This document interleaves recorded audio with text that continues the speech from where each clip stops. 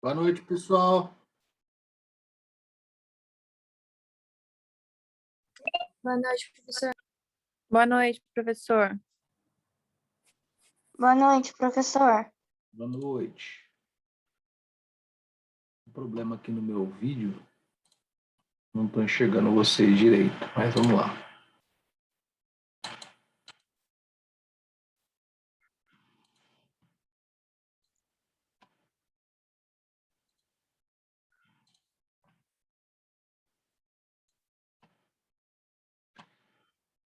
Pessoal, primeira coisa que a gente tem que liberar aqui, antes de eu começar a dar aula, eu tenho que fazer a avaliação de vocês até o dia 18. Nós temos uma aula do dia 11 e a aula que seria do dia 18. Tudo bem, então, a avaliação ficar para o dia 18? Tudo bem, professor? Ok. Por mim, tranquilo. Tá, perfeito.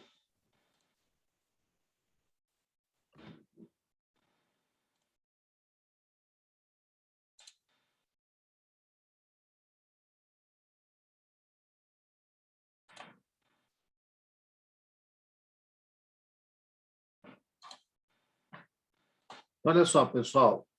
Relembrando a última aula, nós tínhamos terminado sistema de acordo de compensação, né? Então, eu estava falando do acordo de compensação, do artigo 59, e eu falei basicamente do acordo de compensação individual. Eu falei basicamente do acordo de compensação individual, que é o chamado acordo de compensação individual, né?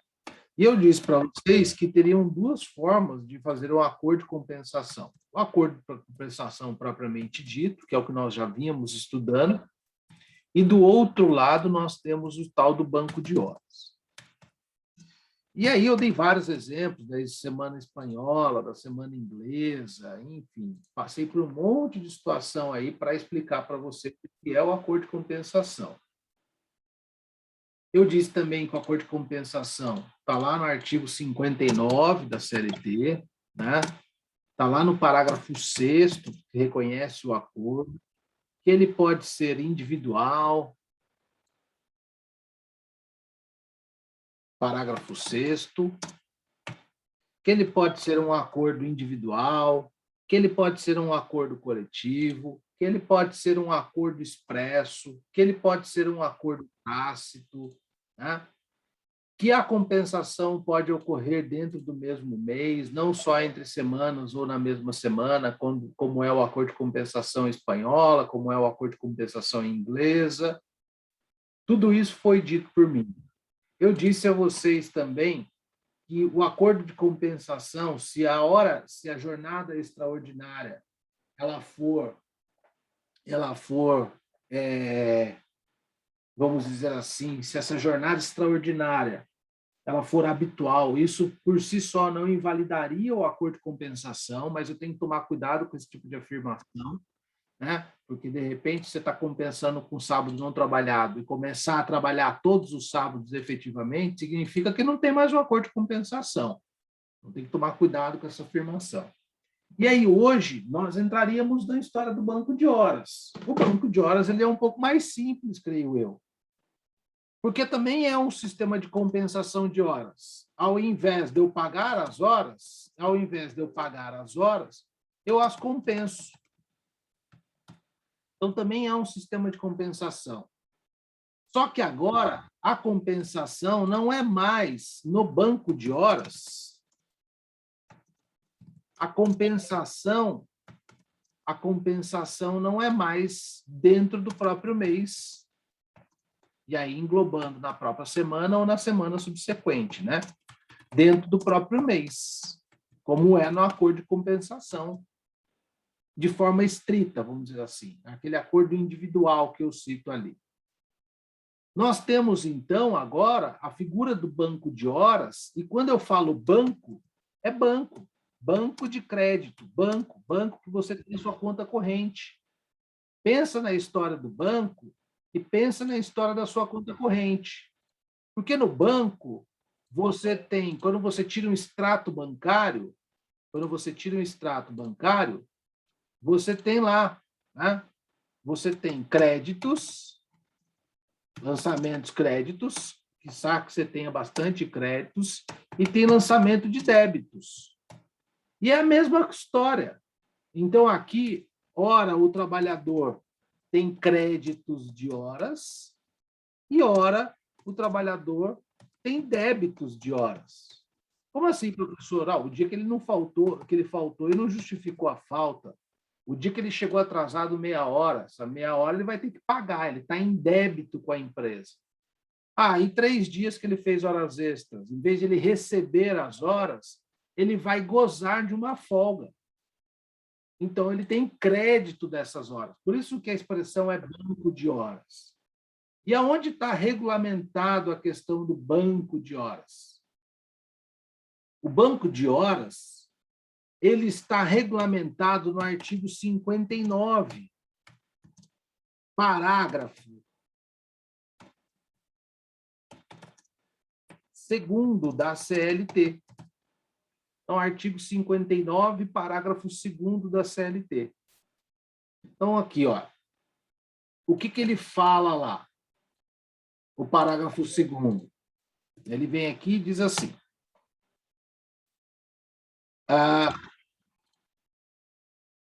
poderá ser dispensado o acréscimo de salário se, por força do acordo ou convenção coletiva, o excesso de horas em um dia for compensado pela correspondente diminuição em outro.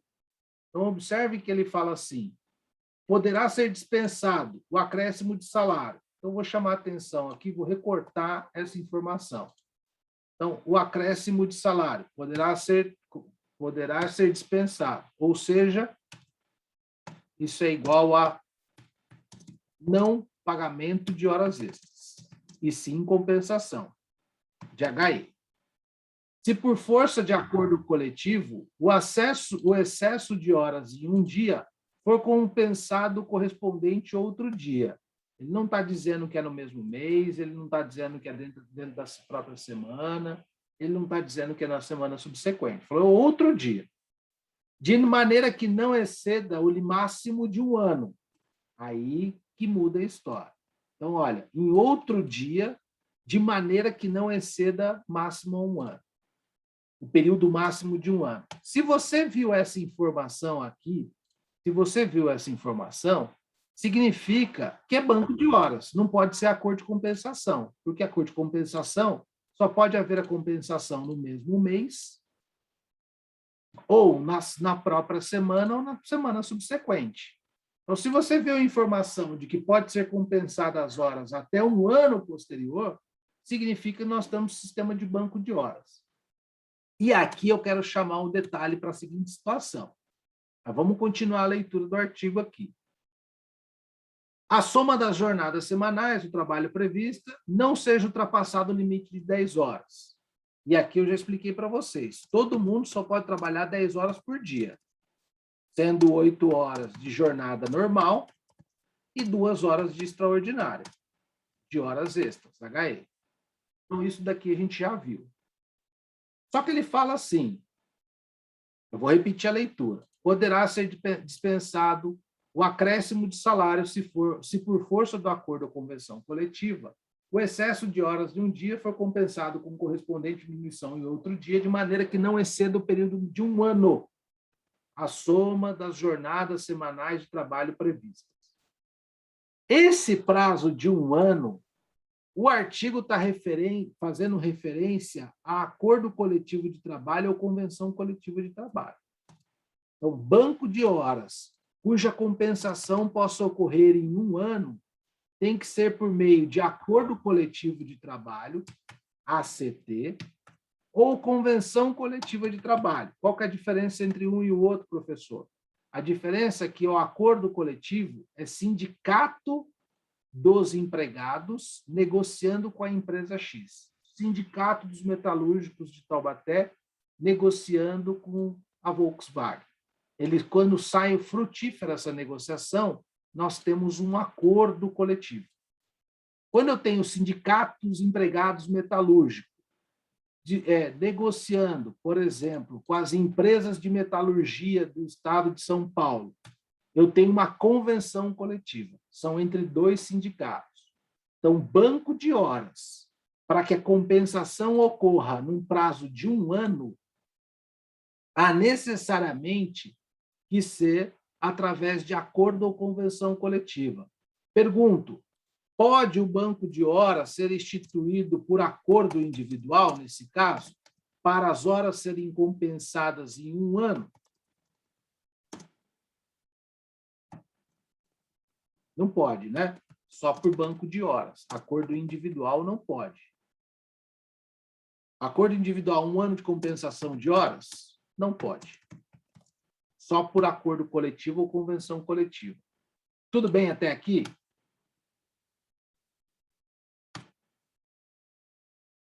Certo. Tá. Aí fala lá o parágrafo 3º. Na hipótese de rescisão do contrato,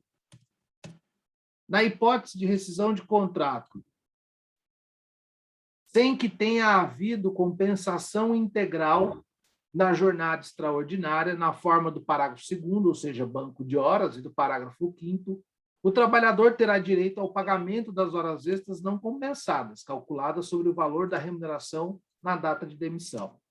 O trabalhador tem lá 50 horas extras no banco de crédito.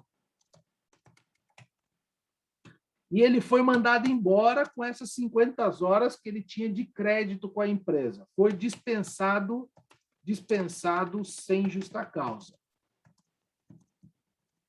Ele terá direito a essas horas da rescisão? Sim, é isso que o parágrafo 3º está dizendo. Se o empregador não compensou essas horas, na hora da demissão tem que pagar as horas não compensadas do banco de horas. É isso que o empregador está dizendo. E digo mais, se ele, porventura, esse trabalhador tinha horas a dever para casa, muitas das negociações coletivas dizem que não pode ser descontada do salário do trabalhador, da rescisão. Muitas das convenções coletivas das categorias, acordos coletivos e convenções. Não é o que a legislação está dizendo. A legislação nada diz sobre isso. No parágrafo 5º, ele fala assim, o banco de horas que trata o parágrafo 2º deste artigo poderá ser pactuado por acordo escrito. Aí é um outro tipo de banco de horas. Agora, ele é pactuado por acordo escrito. Acordo escrito, não é mais acordo coletivo ou convenção coletiva. Só que o prazo de compensação das horas são 6 meses. Então, olhem só, posso instituir banco de horas de forma individual, eu, empregador, com o meu trabalhador, o meu empregado? Posso. Em quais hipóteses? Primeiro, tem que ter acordo escrito, não se admite acordo tácito.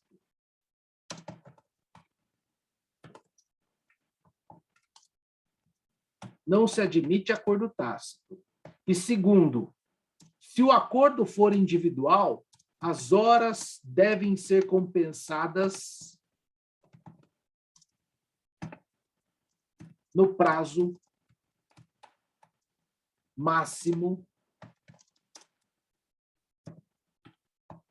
de 6 meses. Correto, pessoal?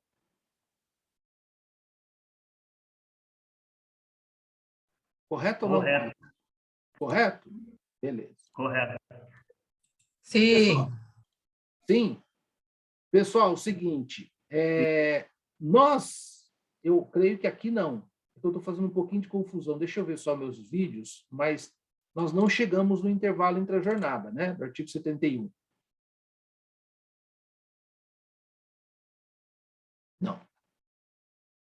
Não vimos. Não fizemos isso. Tá. Então, olha só. Isso é o acordo de compensação. Então, acordo sui generis, ou aquele acordo individual, ou banco de horas. O banco de horas não tem tanta dúvida quanto o acordo de compensação individual, que é aquele dentro da própria semana, na semana posterior, ou dentro do próprio mês. Agora, a gente estuda aqui... tem um outro detalhe. Tem um outro detalhe aqui. Artigo 60 da CLT. Artigo 60 da CLT, ainda sobre acordo de compensação.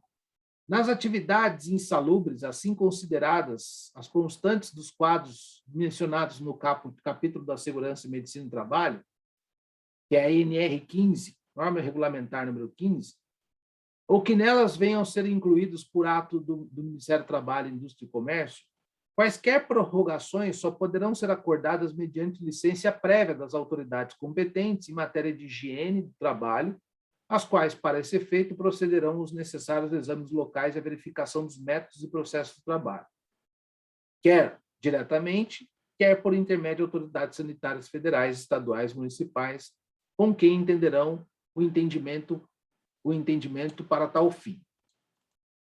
Aí vem aqui. Excetuam-se da exigência da licença prévia as jornadas 12 por 36 horas, ininterruptas de descanso. Então, 12 por 36, escala 12 por 36, não entra nessa exceção do artigo 60. O que o artigo 60 está dizendo? Atividades insalubres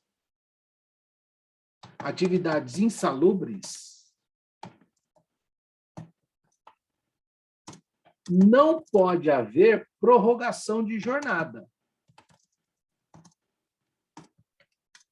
Ora, se não pode haver prorrogação de jornada, não pode haver compensação, correto? Porque antes de eu compensar, eu tenho que prorrogar. Salvo as exceções que estão descritas no próprio artigo 60.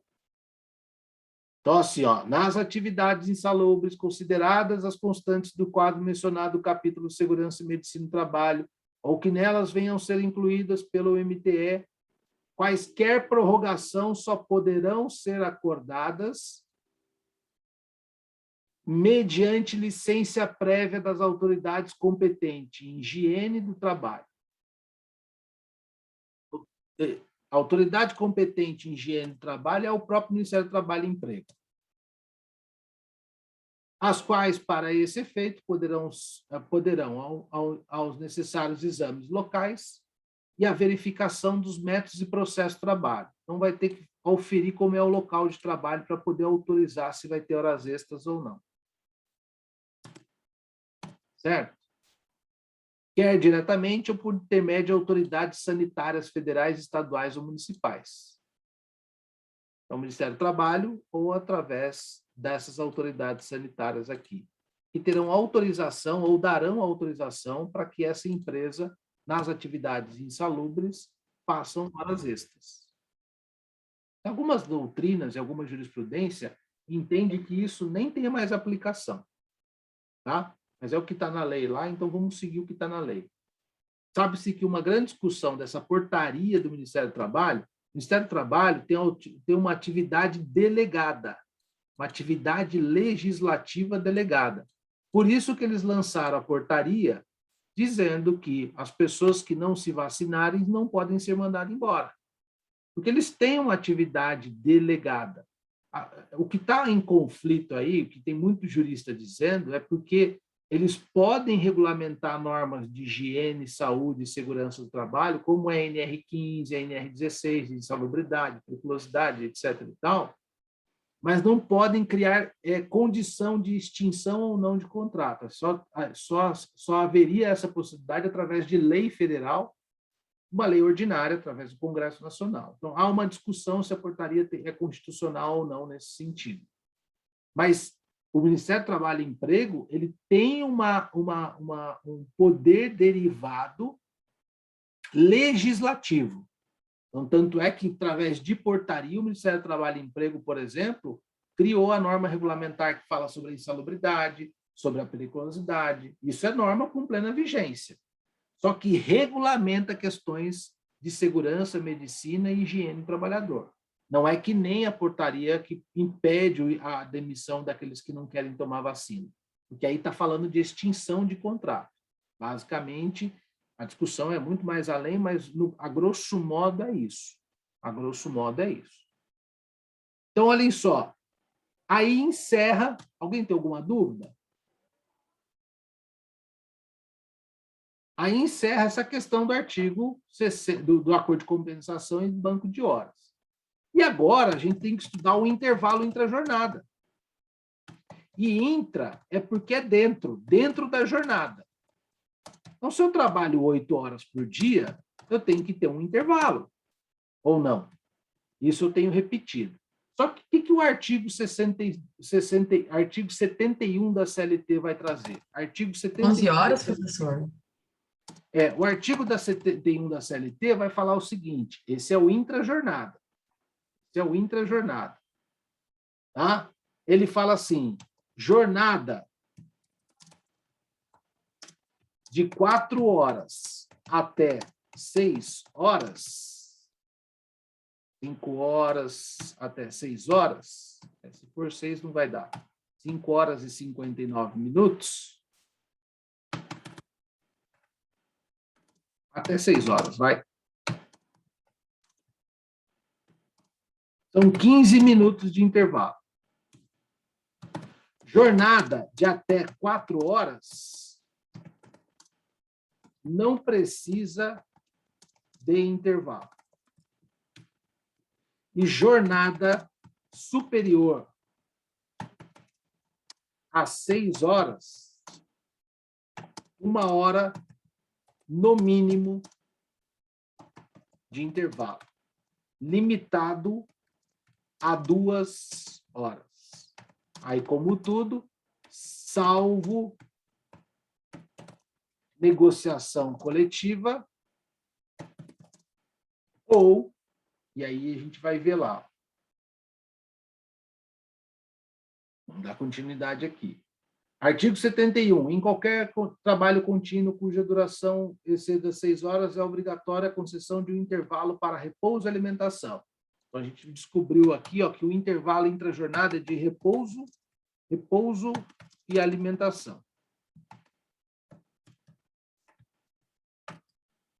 Certo?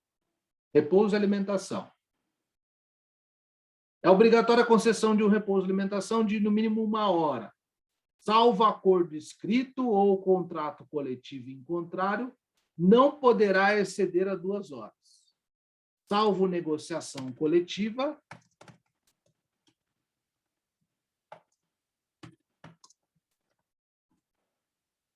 ou acordo escrito com o empregado,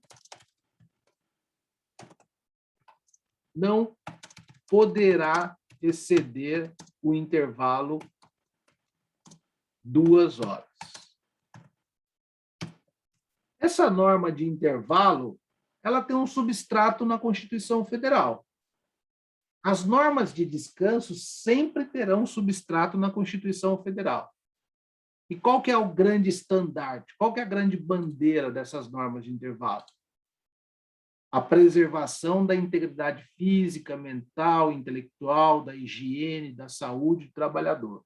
Por isso que o legislador se preocupa em garantir o pagamento de horas extras para, de certa forma, compensar esse cansaço maior, se preocupa em garantir um tempo de descanso para repouso e alimentação, para que ele possa repor as suas energias. Então, não se esqueçam disso. São normas de ordem pública e imperativas, porque tem o seu substrato na proteção constitucional da higiene, da medicina, e da segurança e da saúde do trabalhador. O que o artigo 71 ainda fala? Os intervalos não são computados na jornada. Ou seja, é aquele cálculo que eu sempre faço. Se eu trabalho das 8 às 18, eu, em tese, trabalhei 10 horas. Só que eu tenho uma informação de que eu tirei 2 horas para almoço. Então, se os intervalos, 2 horas de almoço, se os intervalos não são computados na jornada, eu desconto dessas 10 horas. Então, fica 8 horas. Ou melhor dizendo, para aqueles que queiram entender de outra forma, se eu trabalho das 8 até o meio-dia, eu considero aqui 4 horas de trabalho E das 14, aí parei ao meio-dia, almocei até as 14 horas, e das 14 horas até as 18 horas, mais 4 horas de trabalho. Então, portanto, o intervalo entre as 12 até as 14 não estão sendo computados na duração da jornada. Agora, o parágrafo 3º diz assim. O parágrafo 3º diz assim.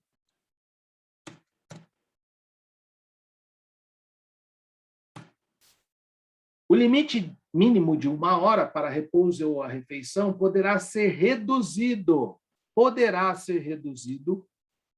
ato do Ministério do Trabalho e Emprego, quando ouvido o Serviço de Alimentação de Previdência Social. É o programa lá do PAT. Se verificar que o estabelecimento atende integralmente às exigências concernentes à organização de refeitórios, então, esse é um requisito. Então, qual o primeiro requisito? Uma fiscalização, ou uma visita, ou uma constatação por parte do Ministério do Trabalho e da Previdência Social, né, para verificar se a empresa tem uma organização dos refeitórios, de acordo com a lei do Programa de Alimentação ao Trabalhador. E quando os respectivos empregados estiverem sobre o regime de trabalho prorrogado a hora, não estiverem, desculpa, e quando os respectivos empregados não estiverem em regime de trabalho prorrogado às horas suplementares. Ou seja, quando não estiverem em regime de horas suplementares, horas extras. São 3 condições. Primeiro, autorização do Ministério do Trabalho. Verificação por parte da Previdência Social do Programa de Alimentação do Trabalhador se atende às condições de organização de refeitório. E terceiro, os empregados não podem trabalhar em regime de horas extras. Não pode fazer horas extras. E aqui o que está dizendo? O limite de 1 hora para a refeição e almoço poderá ser reduzido.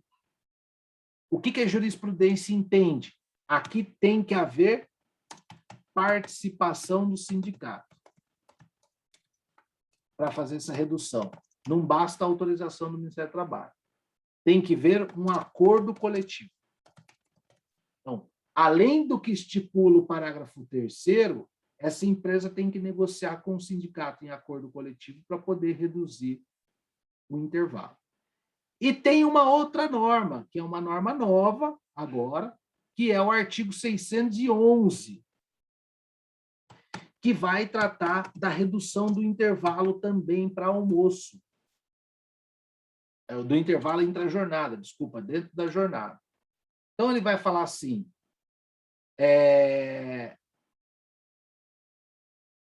o 611-A. A convenção ou acordo coletivo tem prevalência sobre a lei quando negociar. Então, vem aqui, eu vou colocar aqui em cima.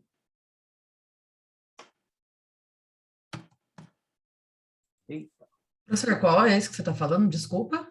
611-A. 611, tá bom, obrigada. A convenção ou acordo coletivo de trabalho tem prevalência sobre a lei, ou seja, a negociação prevalece sobre o que o legislador colocou.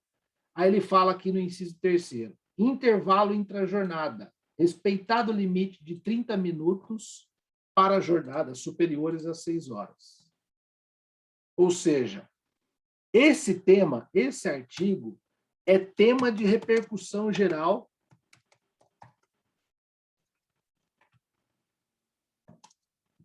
no STF. Se isso pode ou não, se isso prevalece ou não sobre a lei. O que está dizendo o artigo 611, inciso 3º?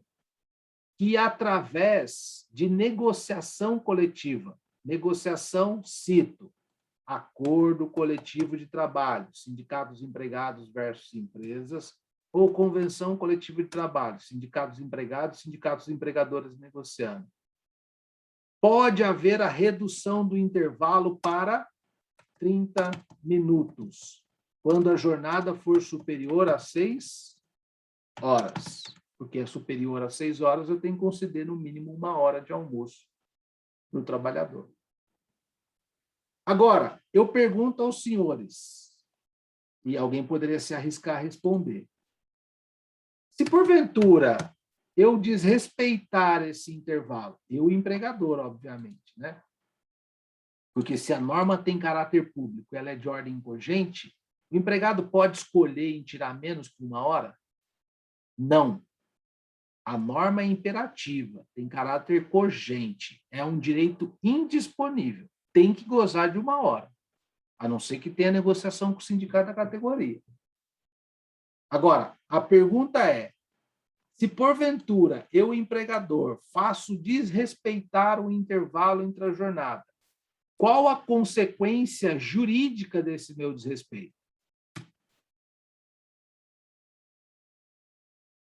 Tem uma regrinha lá no parágrafo 4º, e ela diz assim, a não concessão ou a concessão parcial, ou seja, se a jornada é de 8 horas, quanto tempo de intervalo tem que ter? No mínimo 1 hora. Então, se é não concessão, é 0 minutos. O cara não tirou nem 1 minuto para repouso e alimentação. Ou a concessão parcial. Se a jornada é de 8 horas, eu tenho que ter no mínimo de 1 hora. 1 hora são 60 minutos. Então, eu faço com que o meu trabalhador goze apenas de 20 minutos de intervalo. Eu estou concedendo parcialmente o intervalo. Aí ele fala lá. A não concessão, a concessão parcial do intervalo entre a jornada mínimo para repouso e alimentação, ou seja, o intra-jornada, os empregados urbanos e rurais, implica o pagamento de natureza indenizatória, e aí vocês já aprenderam, se a natureza indenizatória tem reflexo em 13º, férias, fundo de garantia, ou só verba de natureza salarial reflete em tudo?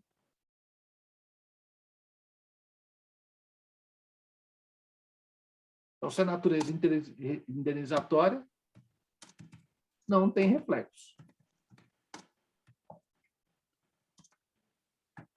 Aí ele fala assim, e o período suprimido com acréscimo de 50% sobre o valor da remuneração normal, da hora normal de trabalho. Aquela mesma regrinha. O camarada ganha 2.000, foi contratado jornada de 8 horas, e aí vocês já aprenderam aqui comigo que quem é contratado jornada de 8 horas tem um divisor de 220. Esse divisor de 220, eu vou achar lá 9 horas e R$ 9,09, alguma coisa assim que era o valor. É o valor da hora dele, o valor da hora. Para eu saber a hora acrescida com adicional, eu aumento 50% aqui. Então, eu vou indenizar pelo período suprimido. Então, se eu tinha 60 minutos, vamos dizer aqui que 60 minutos, quer ver, ó, fazer o cálculo novamente. Exemplo, já tinha decorado, né?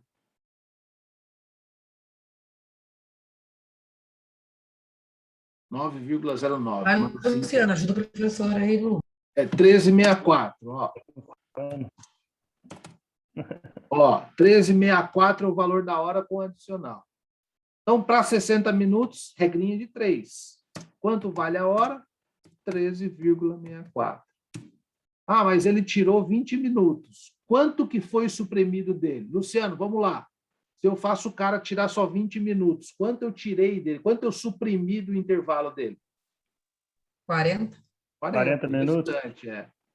E aí, vocês querem descobrir quanto é que vale? Não precisa calcular tudo. 6,66. Aí, Luciano. Só fazer uma regrinha de 3 aí, ó. Tá vendo?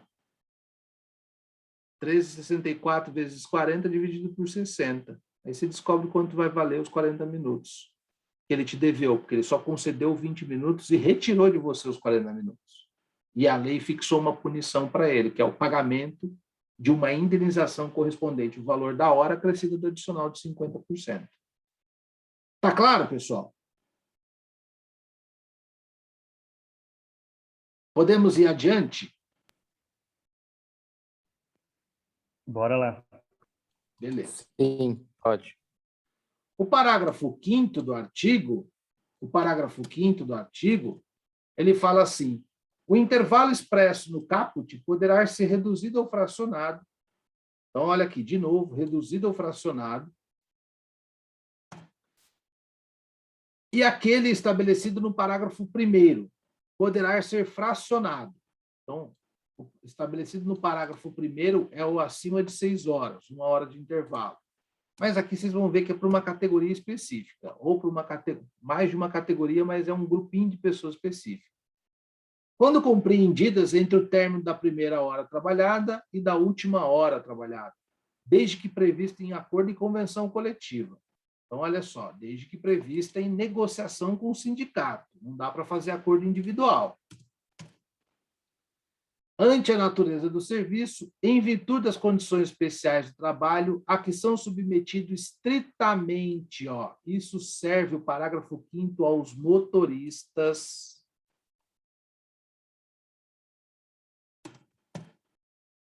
aos cobradores, fiscalização de campo, pessoal da ABC aí, certo? E afins no serviço de operação de veículos rodoviários, empregados no setor de transporte coletivos de passageiro, mantida a remuneração e concedidos intervalos para descanso menores ao final de cada viagem. Então, o que ele está dizendo aqui, trocando em miúdos? Para essa categoria, pode haver uma redução ou um fracionamento. Tira meia hora no começo da jornada e tira meia hora no final da jornada. Porque, às vezes, o ônibus para numa linha e não dá para ficar 1 hora parado. Então, ele chega na ponta da linha, o cara fica lá meia hora fazendo a refeição, chega ao final da linha, ele tira mais meia hora, durante o itinerário do dia inteiro, né? Não fica 1 hora lá parado, senão vai prejudicar o transporte público. Então, o que ele está regulamentando? Que esse pessoal pode ter o fracionamento ou a redução do intervalo. E no caso do fracionamento, é o que eu disse a vocês, meia hora no começo, meia hora no final. Só que ele diz assim, compreendidos entre o término da primeira hora e o início da última hora. Então, assim, se o camarada entra às 8 horas da manhã, eu posso conceder o intervalo para o motorista às 8h01? 8h01? Não posso. Tem que estar compreendido entre o término da primeira hora trabalhada e o início da última hora. Então, vamos dizer que ele trabalha das 8 às 18, esse motorista. Para ser regular esse fracionamento do intervalo, eu tenho que conceder para ele no mínimo das 9 até às 17 horas. É isso que está dizendo lá. Se eu conceder antes das 9, depois das 17, eu não estou de acordo com o parágrafo 5º aqui. Eu estou desrespeitando a legislação. E se eu estou desrespeitando a legislação e não concedendo da maneira correta, eu aplico, obviamente, o parágrafo 4º. Eu construo o mesmo entendimento.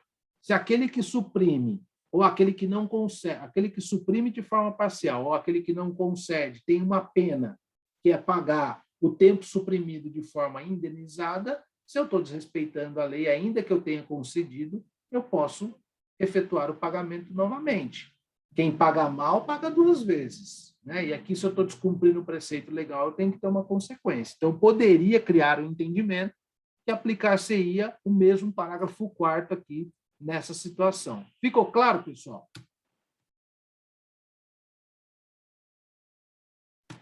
Mas nós temos... Oi? Desculpa, ficou claro, sim. Só uma dúvida. Nessa parte do o empregador, ele pode obrigar, não diria obrigar, sim, suprimir meia hora do almoço do funcionário todos os dias, mesmo que ele vá pagar a multa, entendi. Mas ele não tem uma obrigação de não poder fazer isso rotineiramente? Boa pergunta, Luciano. Você está me colocando numa situação que o empregador simplesmente falou, vou tirar meia hora do cara, certo? Não tem negociação com o sindicato, não tem nada, correto? Correto. Isso é mais natural do que vocês imaginam. Você imagina um dono de um restaurante ou de um bar, por exemplo.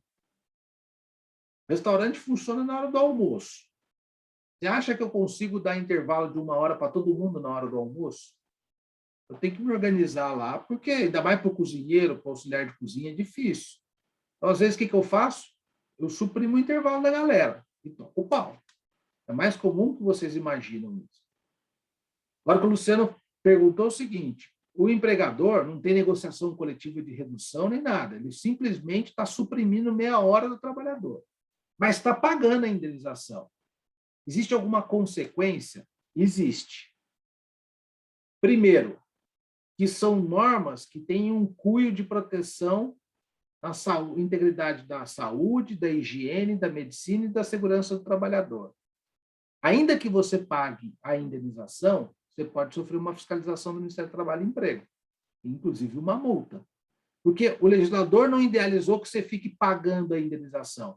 Ele quer que você conceda o intervalo, por isso que ele colocou uma multa. E uma outra situação é que pode ser que isso dê alguma interpretação para algum juiz de um dano moral existencial.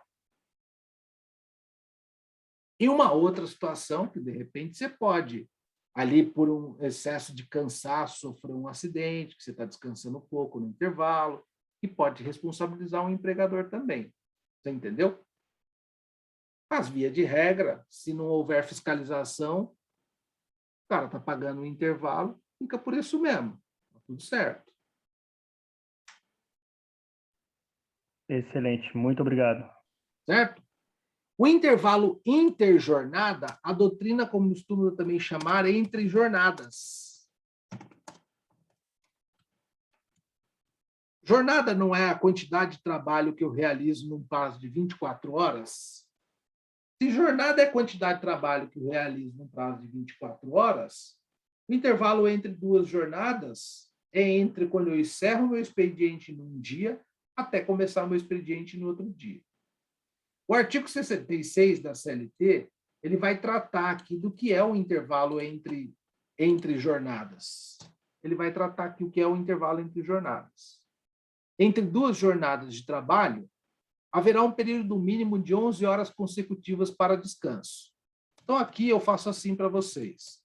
Domingo, a semana começou. Segunda, terça, quarta, quinta, sexta e sábado. O que ele está dizendo aqui? Se no domingo ele sai às 18 horas, para ele começar a jornada na segunda, ele tem que ter no mínimo 11 horas de descanso. Ele tem que ter no mínimo, entre uma jornada e outra, ele tem que ter no mínimo 11 horas. Então, se eu falar assim, professor, mas ele entra aqui, ó, às 8 horas da manhã. Bom, aí não tem problema. Se ele saiu às 18 no domingo, até às 24 horas ele tem do próprio domingo, né? 19, 20, 21, 22, 23, 24. 6 horas até a meia-noite. Mais 8 horas da segunda-feira, são 14 horas de descanso. Então, não desrespeitou o intervalo entre a jornada mínimo de 11 horas. Mas ele pode ter, de repente, aqui na segunda ele saiu às 18 de novo, né? Às 18 horas, e na terça ele entrou às 8 horas. Até aí, normal, 14 horas de intervalo. Mas um dia, extraordinariamente, esse empregador aqui pediu para ele ficar até às 23 horas fazendo horas extras. Estava tendo um balanço na loja lá, e ele teve que fazer um monte de horas extras. O empregador até desrespeitou o limite de 10 horas por dia, e ele ficou até às 23 horas trabalhando. Saiu às 23. No outro dia, ele volta às 8 horas. Quanto tempo de intervalo teve entre quarta-feira e quinta-feira? Entre as duas jornadas? 9. 9 horas. 9 horas. Desrespeitou o artigo 66? Sim. Sim, desrespeitou. Qual a consequência jurídica desse desrespeito? Artigo 611-A. Mas olha só. Deixa Eita. Não, vamos lá. Vamos com calma aí. Ó, imagina o seguinte. Aqui, Ele só tirou 9 horas de descanso, correto? Quantas horas foram suprimidas dele de descanso entre uma jornada e outra? 2. 2. Das 9 até as 11. Se eu pegar o artigo 66, 67, ele não vai trazer uma regra que nem o artigo 71, parágrafo 4º. Quando não concedido o intervalo ou foi suprimido parcialmente, indeniza-se o período restante com um adicional de 50%. Não tem no artigo 66 e 67. A jurisprudência, e tem uma OJ que fala disso, que eu não vou me recordar o nome, não vou procurar agora, ela diz o seguinte: por analogia, aplica-se o mesmo entendimento do artigo 71, parágrafo 4º. Então, daquilo que você suprimiu, você paga o adicional. Desculpa, eu falei A hora 611, confundi a parágrafo. Você paga a hora com o adicional, certo? Então, isso é o intervalo entre as jornadas. O artigo 67, ele fala assim: será assegurado a todo empregado um descanso semanal de 24 horas consecutivas, o qual, salvo motivo de conveniência pública ou necessidade imperiosa do serviço, deverá coincidir com o domingo em todo em parte. Aí eu tenho que conjugar essas duas redações aqui, ó. Então, além do intervalo de 11 horas entre uma jornada e outra, eu tenho que conceder pelo menos no decorrer de uma semana, eu tenho que recorrer a um descanso de 24 horas. Então, a gente vai chamar de módulo semanal. O que é o módulo semanal? São 7 dias da semana. Aí eu vou começar aqui com domingo. Essa regra eu gostei, professor. Segunda, qual delas? Essa que tem que descansar um dia da semana. Quinta, sexta e sábado. Sabe qual a origem dessa regra?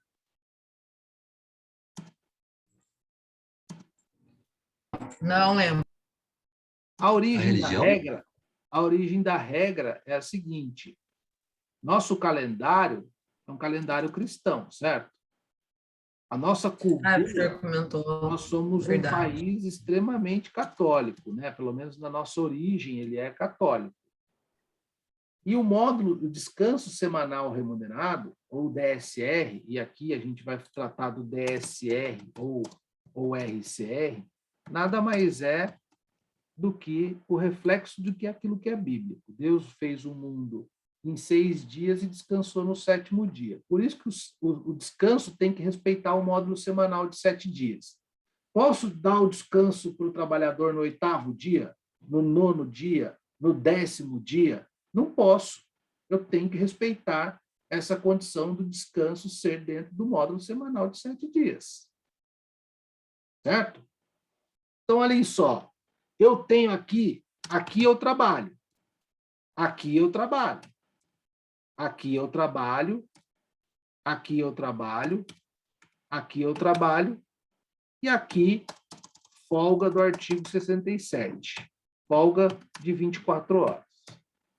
Na outra semana, vai começar tudo de novo. Semana começa no domingo. Lembra que eu falei para vocês? Semana começa no domingo. Na outra semana, começa tudo de novo. Aí eu trabalho, e assim sucessivamente. Mas eu posso ter uma folga aqui, por exemplo, ó, nesse domingo. Na segunda-feira, por exemplo, folga. Trabalho, trabalho, trabalho, trabalho, trabalho. Dentro desse módulo semanal, eu tive uma folga? Dentro dos 7 dias, eu tive uma folga. O que eu não posso fazer, ó, é isso, ó. Eu tirei a minha última folga na segunda. O que esse empregador faz comigo? Isso acontece muito em escala de farmácia, não sei se tem alguém que trabalha em farmácia aqui.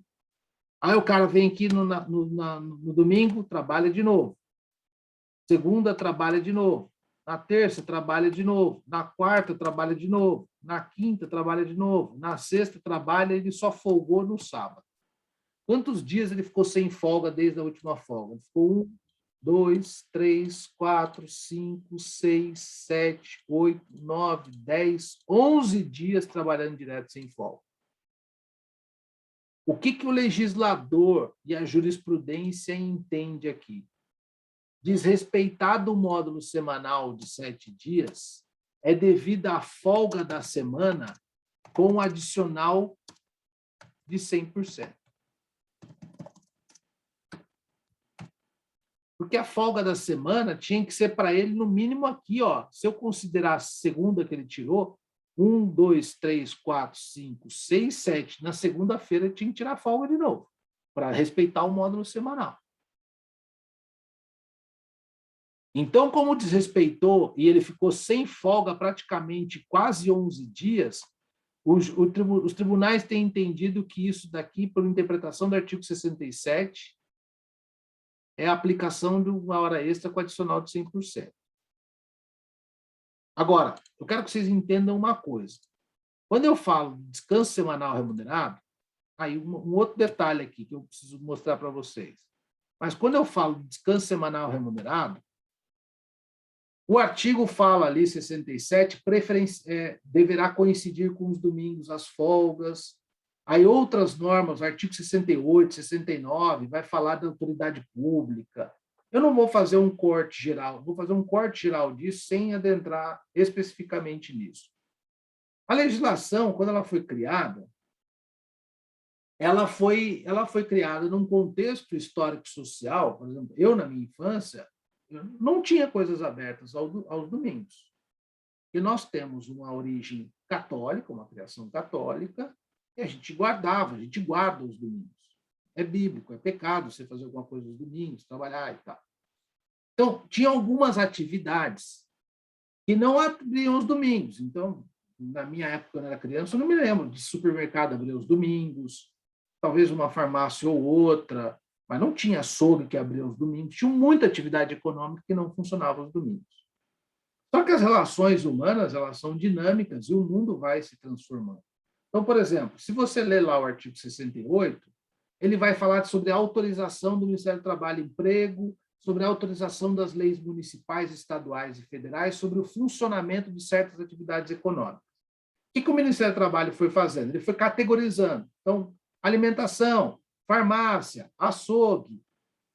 E não é o Ministério do Trabalho e Emprego que diz que pode abrir aos domingos ou não. Ele não tem essa competência. O Ministério do Trabalho só regulamenta relações de emprego. Agora, a lei do município pode dizer o que abre aos domingos ou não. A lei do Estado de São Paulo pode dizer o que abre aos domingos ou não. Cabe a uma lei municipal regulamentar o que pode abrir e o que não pode abrir. Tanto é que feriados, às vezes o prefeito coloca lá ponto facultativo, sem ser ponto facultativo, porque é competência do município decidir o que pode abrir ou não. Agora, entenda uma coisa. O fato do prefeito falar que uma atividade econômica pode abrir aos domingos não significa necessariamente que ele está resolvendo alguma questão com relação ao direito do trabalho. Até porque ele não tem competência para isso. Nem ele, nem o governador do estado, porque matéria de direito do trabalho é matéria de legislação federal. Só que, tudo bem, então eu autorizo as farmácias a abrirem aos domingos, beleza. Mas e essa relação de emprego? Aí esse empregador tem que socorrer a CLT para ver como é que vai ficar. Então, o que a jurisprudência tem entendido? É obrigatório conceder a folga aos domingos? Não é obrigatório conceder as folgas aos domingos. É isso que tem se entendido. Agora, tomem cuidado, porque, assim, muitos sindicatos negociam isso, colocam em acordo e convenção coletiva, dizendo assim, olha, pode dar folga em qualquer dia da semana, mas ao menos um domingo por mês tem que garantir a folga do trabalhador. Porque é aquele domingo que ele vai passear com a família, vai ter o convívio dele familiar, vai ter a prática religiosa, o lazer. Então, muitos sindicatos negociam isso. Pelo menos um domingo por mês você tem garantia de folga para ele. E aí tem validade, aí tudo bem. Mas interpretação da lei só, eu não posso chegar, não é o que a jurisprudência tem entendido, que todos os domingos tem que ser de folga obrigatória, né? E que tem que deverá a folga ser aos domingos. Não é isso que a jurisprudência tem entendido. que a jurisprudência tem entendido é que tem que respeitar o módulo semanal, não pode passar de 7 dias, você não pode conceder a folga no 8º, no 9º dia. E outra coisa que eu quero que vocês entendam é esse contexto. Então, quando você começa numa década de 40, numa década de 50, de 60, quando vai nascendo a legislação, muitas atividades não abriam. Então, abriam oficinas teatrais, isso até cita no artigo 68, 69, cita lá, oficinas teatrais. Então, são coisas que abriam aos domingos. Só que a vida é dinâmica, outras atividades econômicas foram abrindo aos domingos, de acordo com os decretos municipais, estaduais, etc. e tal, e o Ministério do Trabalho só vem regulamentando essas atividades laborativas aos domingos. É isso que ele faz, ele não autoriza ou não o trabalho aos domingos. E esses domingos a gente chama de DSE, né? Ou não é os domingos. As folgas semanais a gente chama de descanso semanal remunerado. E eu não sei se eu já expliquei, mas por que ele é um descanso semanal remunerado? Porque quem ganha salário por mês, certo? Quem ganha salário mensal e semanal já tem remunerado o DSR. Eu falei para vocês, né? Uma pessoa que trabalha numa indústria, ganha salário por mês, a folga dela cai no domingo ou cai na segunda, a respeito do módulo semanal. Alguém desconta o dia que ela fica lá assistindo televisão, no dia da folga dela? Não tem desconto. Já tem remunerado DSR. Quem que não tem remunerado DSR? Aquele que ganha por hora, por dia, por tarefa, comissionista puro. Esse não ganha o DSR. Porque, veja só, eu fui contratado por dia. Eu ganho R$20 por dia. Aí eu trabalhei na segunda, na terça, na quarta, na quinta, na sexta e no sábado. Ganhei 120 conto, mas no domingo é minha folga. Eu estou sendo remunerado pela minha folga? Eu estou ganhando por dia? Não. E o meu colega que ganha por mês, ele está sendo remunerado? Ele está sendo. Ele ganha por mês. O dia de descanso dele está sendo pago. O meu não. Então, para que haja uma isonomia, quem trabalha por hora, por dia, por tarefa, comissionista puro, tem que receber o descanso semanal remunerado de forma destacada no salário.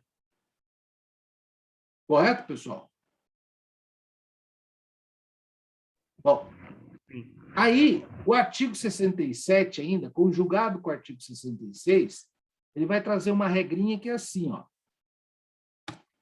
Imaginemos que aqui, ó, ele diz assim, entre uma jornada e outra tem que ter 11 horas de descanso. Mas eu tenho mais uma folga semanal de 24 horas. Então, pode ser que uma semana e outra eu tenha que ter um descanso mínimo de 35 horas. Quer ver como é que é isso? Imaginemos que a pessoa terminou a jornada dele no sábado, às 12 horas. Aí, olha, o domingo era a folga dessa pessoa.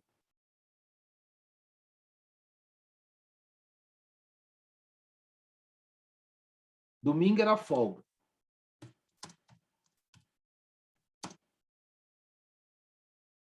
Se eu trabalhei no sábado até às 12 horas, eu descansei quanto tempo no sábado?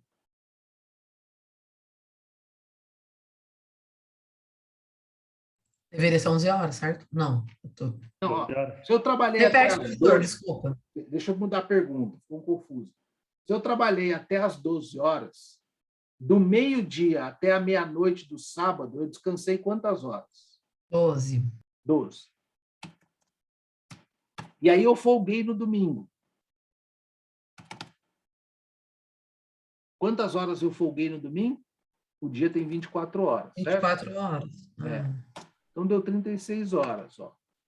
Artigo 66, conjugado com o artigo 67, diz que entre uma semana e outra tem que ter no mínimo 35 horas de descanso. Isso seria as 11 horas do término da jornada, mais as 24 horas da folga.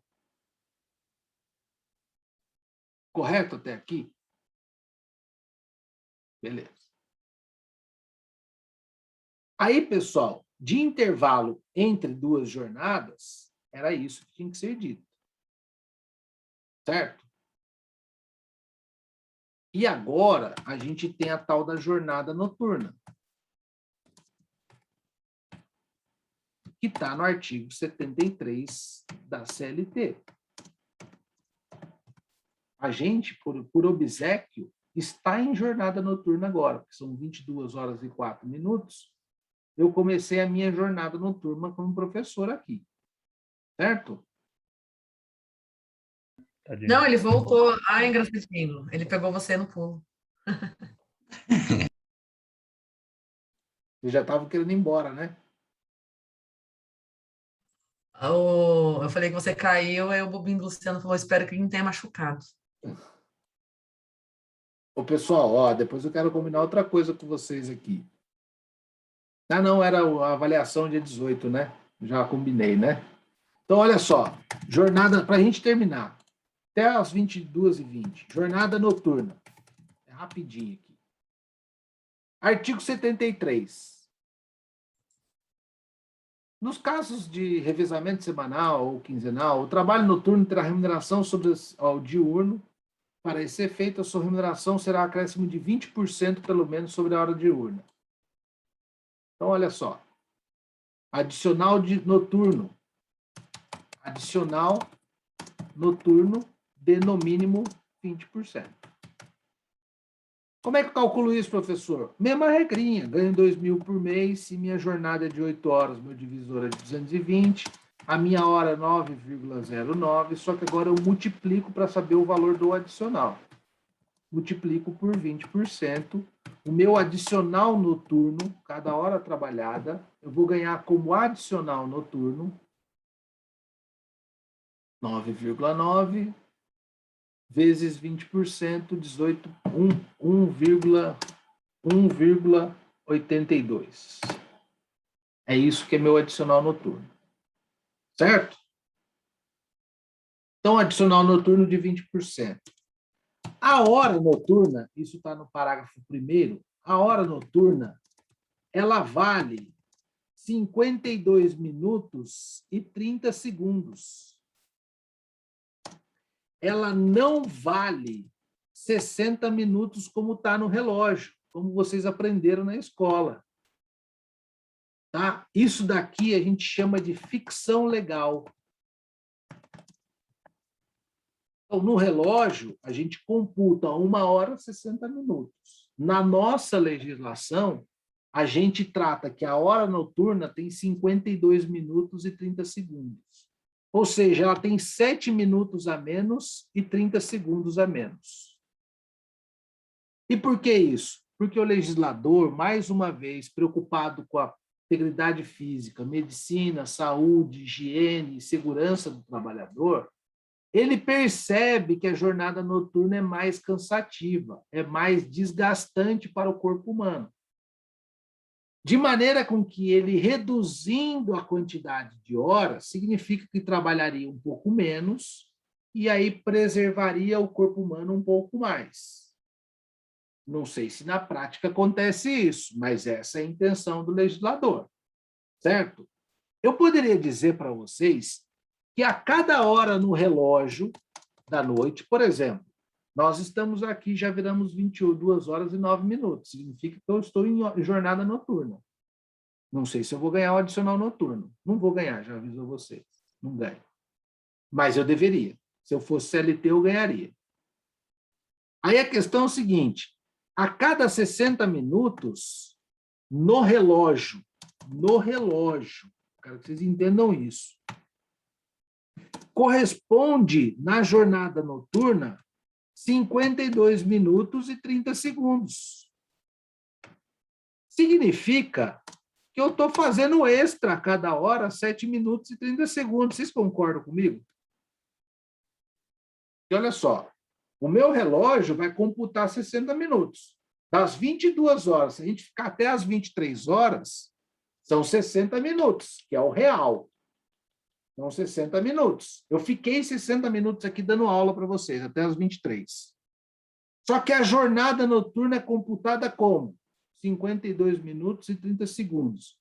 significa que eu trabalhei 7 minutos a mais e 30 segundos. Porque no relógio eu trabalhei 60 minutos. Correto? A gente chama isso até de hora noturna reduzida. Hora extra noturna reduzida.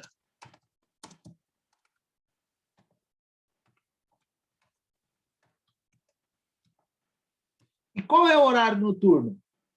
Parágrafo 2º, artigo 62. Artigo 72. Das 22 às 5 aos trabalhadores urbanos. Das 22 às 5 aqui, do dia seguinte. Certo?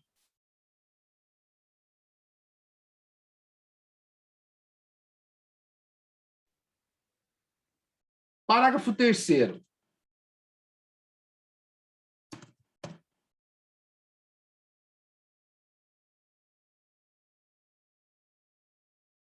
Só um minutinho, deixa eu só ajeitar aqui.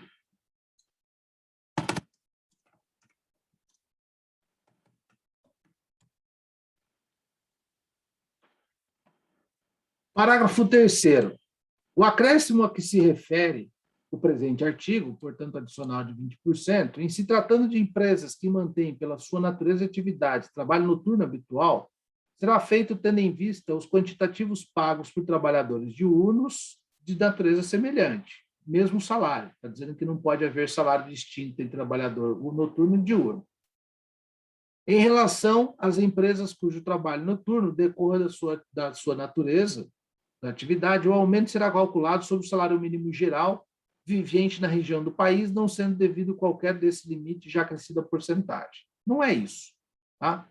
A regra é só o seguinte, o salário noturno do diurno tem que ser igual, e quem trabalha à noite ganha 20% a mais.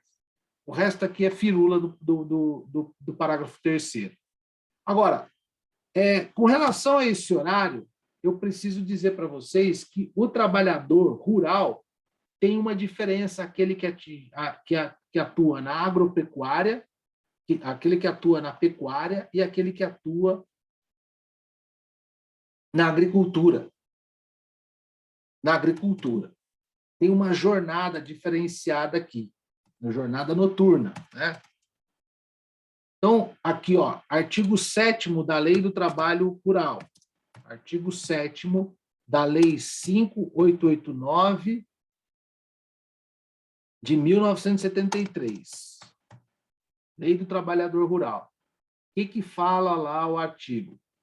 Considera-se trabalho noturno o executado entre as 21 horas de um dia e as 5 horas da manhã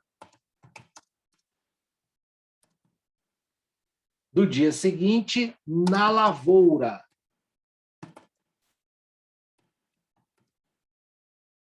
E considera-se entre as 20 horas de um dia até as 4 horas da manhã do outro dia na pecuária.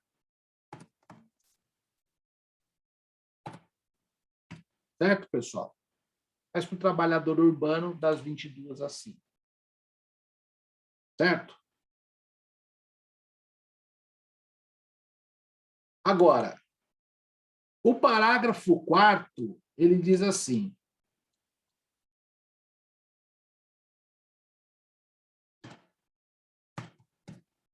nos horários mistos, assim entendidos é que abrange períodos diurnos e noturnos, aplica-se às horas de trabalho noturno o disposto nesse artigo e seus parágrafos. Ele está dizendo o seguinte, olha, se o camarada entrou na empresa lá, sei lá, 18 horas, terceiro turno aí da Volks, né, Luciano? Não sei que se é 16 horas, estou brincando.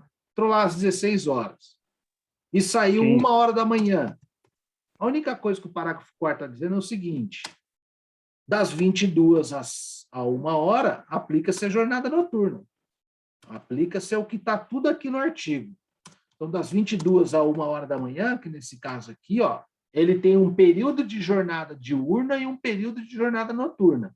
Mas considera-se esse período das 22 a 1 hora da manhã como jornada noturna. E se é jornada noturna, a hora vale 52 minutos e 30 segundos. Tudo normal. independente se ele tem um pedaço de jornada diurna. Vocês entenderam? Sim. E aí vem o parágrafo 5º e diz assim: a prorrogação do trabalho noturno aplica-se o disposto nesse artigo. As prorrogações do trabalho noturno aplica-se o disposto nesse artigo. Imaginemos, as horas são das 22 horas às 5 horas da manhã, correto? Imaginemos, das 22, eu tenho quantas horas trabalhadas? Até às 5 horas da manhã, eu tenho quantas horas trabalhadas? 7 horas, certo? Para eu ter 8 horas, imaginemos que eu contrato alguém das 22, só que eu quero que essa pessoa trabalhe até as 8 horas, até por 8 horas para mim. Então, eu coloco ele até às 7 da manhã. Quantas horas eu tenho aqui? 9.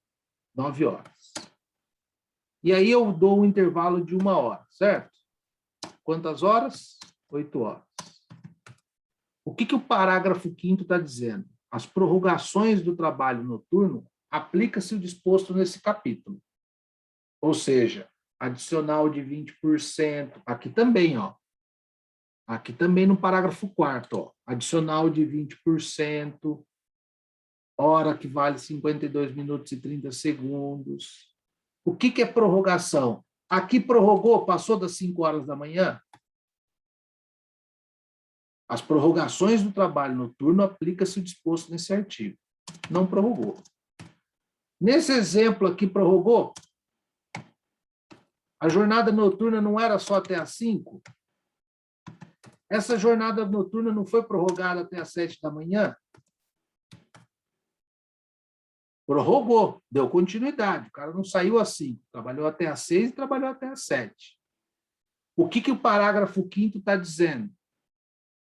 Eu dou o tratamento dessas 2 horas aqui, ó, das 5 às 7, como hora noturna. Então, eu tenho que pagar o adicional de 20%, eu tenho que considerar como 52 minutos e 30 segundos. Eu dou o tratamento às horas prorrogadas de uma jornada noturna como se noturna fosse. E por que disso? Porque tem uma inteligência nisso. Se a jornada noturna ela é mais desgastante, por isso que ela vale 52 minutos e 30 segundos, haveria algum sentido lógico eu adentrar o dia depois que eu trabalhei a noite toda e minha jornada ser diferente? A minha hora ser maior? Não haveria, no meu entender, nenhum sentido lógico. Escaparia até o senso do bom senso. Certo, pessoal? Luciano, seu microfone está desligado. Certo, professor. Podemos ficar por aqui, então? Sim. Por Tá mim, bom. pode ser. Professor, desculpa eu cortar um pouquinho. O senhor pode só tirar uma dúvida nossa, minha pelo menos, Pode falar. sobre esse descanso remunerado que o senhor havia falado. Se ouve muito que caso a pessoa falte num dia da semana falta injustificada, ela perde o DSR, que é o descanso remunerado. Isso procede? Procede. E tem um E sentido. no caso, desculpa, Tem um ela faltar sentido. um dia, ela... Para um dia de descanso, um dia de jornada com falta injustificada, um dia de descanso semanal remunerado vai para o saco. Na semana. Na semana. Tipo, se ele faltar 3 dias na semana, ele perde um DSR. Isso, exatamente. E ele perde porque ele já descansou, né? Se ele faltou, ele já descansou. Mas ele Só que é o perde em seguinte, dinheiro também? Falta ele 3. perde o dia também. Por que ele perde o dia também? Ué, eu não estou pagando ele por mês? Se ele não foi trabalhar, eu estou pagando um dia a mais que ele não foi trabalhar. Então, me autoriza o descanso. E por que ele desconta o DSR dele, o descanso semanal remunerado? Porque ele já descansou aquele dia. Ele perdeu o descanso semanal remunerado. Como já está pago no salário mensal, e isso para mensalista, eu tenho que descontar dele, porque já está pago. Desde o primeiro dia que eu pago ele lá no 5º dia útil, Eu já paguei todos os DSRs dele. Se ele faltar um dia e ele já descansou, eu tenho que descontar dele, entendeu, Luciano? Excelente, muito obrigado. Imagina. Não Certo, vou faltar pessoal? mais.